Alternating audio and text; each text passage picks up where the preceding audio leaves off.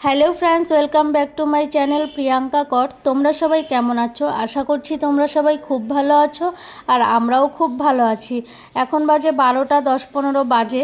আমি চান করে এলাম, চান করে ঠাকুরকে পুজোটা দিয়ে একটু রেডি হয়েছি, যাব হলো ব্যাংকে।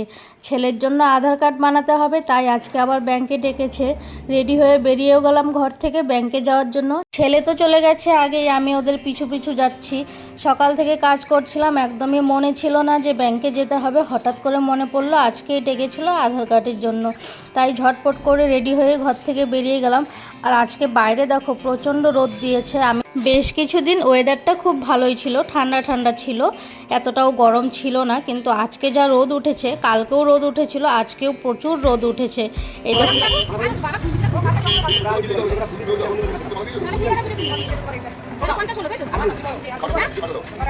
আমাকে 20 টাকার ফুল দাও, দুটো ওই করছি বেল পাতা আর গোটা ফুল দিয়ে এই গয়নাটা পুজো দিতে হবে।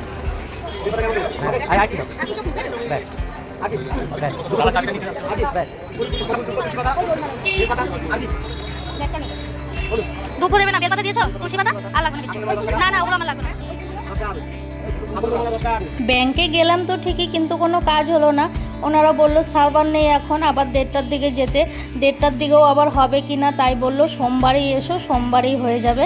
তারপর আবার বাড়ি চলে যাচ্ছি। ব্যাংক একদমই ঘরের সামনে, 10 মিনিটও লাগে না ব্যাংকে যেতে। ব্যাংক আর বাজার আমাদের ঘরের খুব কাছে, তাই ব্যাংক থেকে আসার পথে ভাবলাম কালকের জন্য যেহেতু পুজো দিতে হবে, কালকে আবার সংক্রান্তি, ফুল নিতে হবে। কালকের জন্য একটু ফুল নিয়ে নিলাম। ফুল নিয়ে এই যে বাড়ি চলে যাচ্ছি। এখন বাড়ি গিয়ে ঝটপট রান্না করতে হবে। রান্নার কোনো ব্যবস্থা হয়নি এখনও। ছেলে দেখো এখানে দাঁড়িয়েছিল আমার জন্য। লিফট, ওর বাবা চলেই গেছে, ও দাঁড়িয়েছিল আমার জন্য চুপচাপ লিফটের কোণাটায়। লিফটে উঠে ঘরে যাবে, আমার জন্য দাঁড়িয়েছিল। একা উঠতে আবার ভয় পায়। আমি আবার নিয়ে তারপর এলাম ওকে। এদিকে ঘরে এসেই আইসক্রিম খেয়ে নিচ্ছে। আইসক্রিম ছিল ফ্রিজে, ভাবলাম আইসক্রিম খেয়ে নিই। রোদ থেকে এলে পরে একটু ঠান্ডা ঠান্ডা খেতে ইচ্ছেই করে, কিন্তু এটা ঠিক না, একটু সময় দাঁড়িয়ে তারপর খেতে হয়। আর হাতে সময় কম ছিল, আইসক্রিমটা খেয়েই ডাইরেক্ট চলে এলাম রান্নাঘরে। রান্নাঘরে এসে সবার প্রথমে এঁচড় নিয়ে এসেছিলো সকালে। আজকে এঁচড়টাকে হলুদ নুন দিয়ে সেদ্ধ করে রেখেছি, আর এখানে ডাল করে রেখেছি, মুসুর ডাল করেছি। আর এদিকে বসিয়েও দিয়েছি রান্না। সজনে ডাঁটা আলু দিয়ে সর্ষে বাটা দিয়ে করছি আজকে। এটা হয়েও গেছে, নামিয়ে নিচ্ছি। খুব তাড়াতাড়ি রান্না করছিলাম। আর আজকে আবারও এঁচড়ের তরকারি বানাচ্ছিলাম।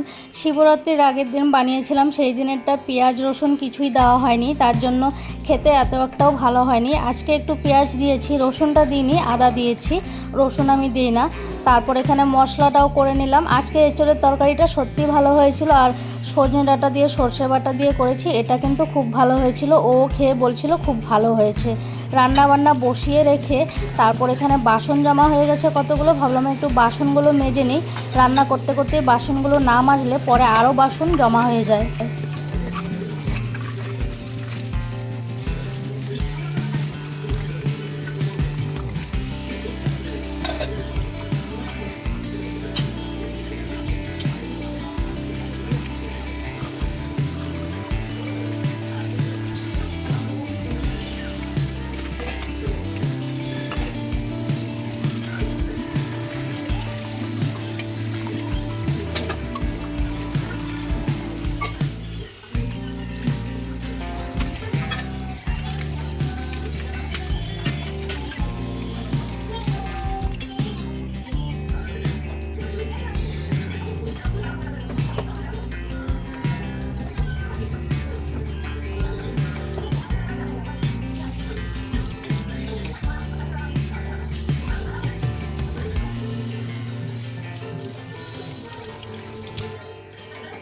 বাসনগুলো মাজা হয়েই গেল। বাসনগুলো মাজতে মাজতে এঁচড়ের তরকারিটাও হয়ে গেছে। তরকারিটা এখন নামিয়ে নিচ্ছি।